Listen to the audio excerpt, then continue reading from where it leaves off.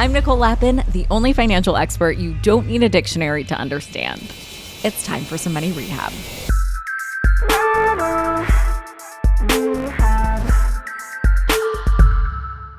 Here's your weekly roundup of the headlines that affect you and your finances. Let's start with Elon. Oh, Elon.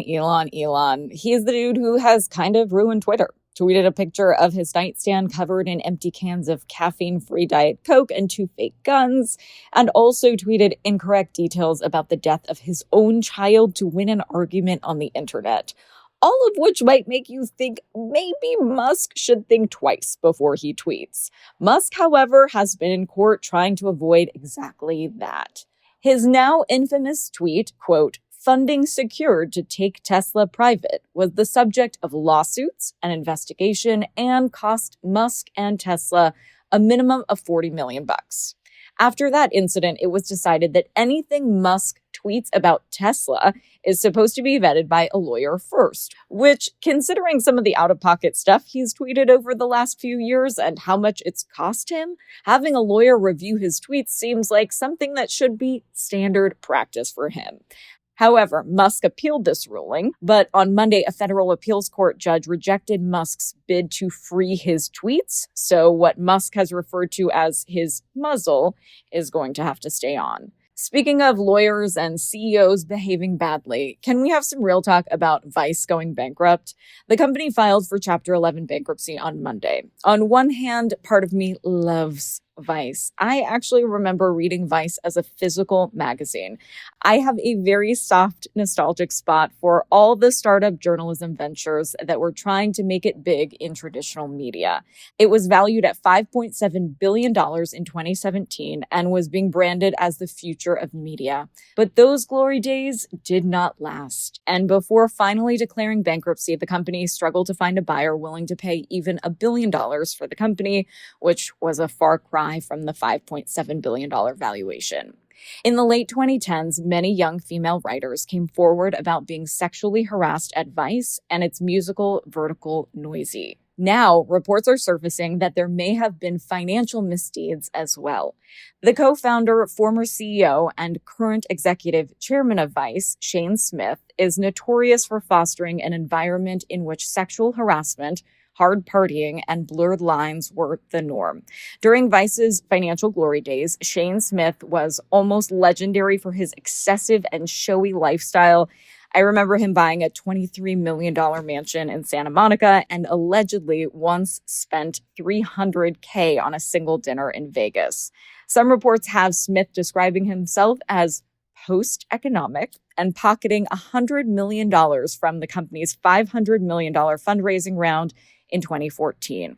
If these reports are true, it may go a long way toward explaining Vice's fall from power. And since we're talking about toxic work environments, let's check in on Microsoft's deal to buy Activision Blizzard.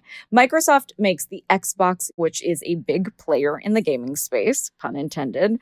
But despite acquiring some significant games like Minecraft, Microsoft has generally struggled in the game development department, with their most successful property being the Halo series. In order to bulk up their gaming intellectual properties, Microsoft decided to acquire Activision Blizzard. Now, you may not have played some of Activision's most successful games, but you've definitely heard of them, like World of Warcraft, Call of Duty, and Candy Crush, to name a few. This collection of games would be a logical pairing for Microsoft and a chance for them to bulk up in an area where they have long struggled. And why was this awesome portfolio of games and developers available for cheap? Because of a culture of sexual harassment. That's why.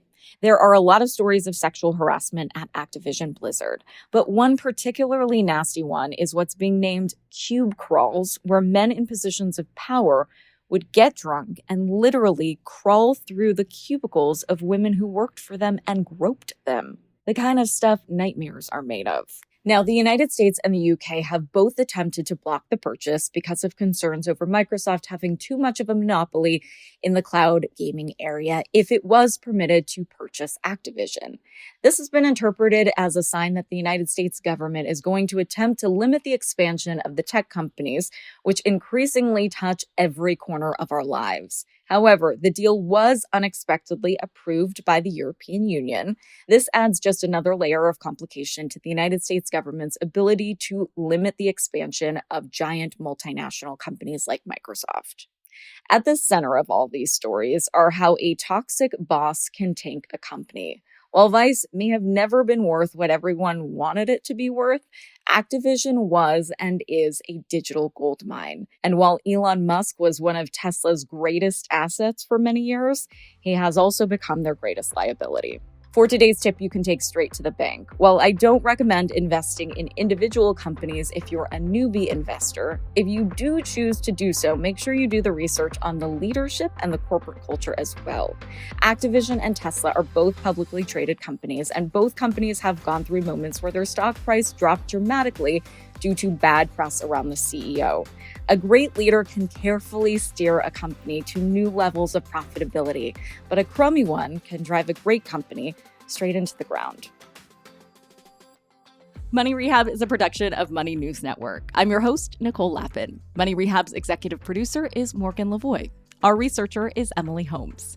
Do you need some money rehab? And let's be honest, we all do. So email us your money questions, moneyrehab@moneynewsnetwork.com, to potentially have your questions answered on the show or even have a one-on-one intervention with me.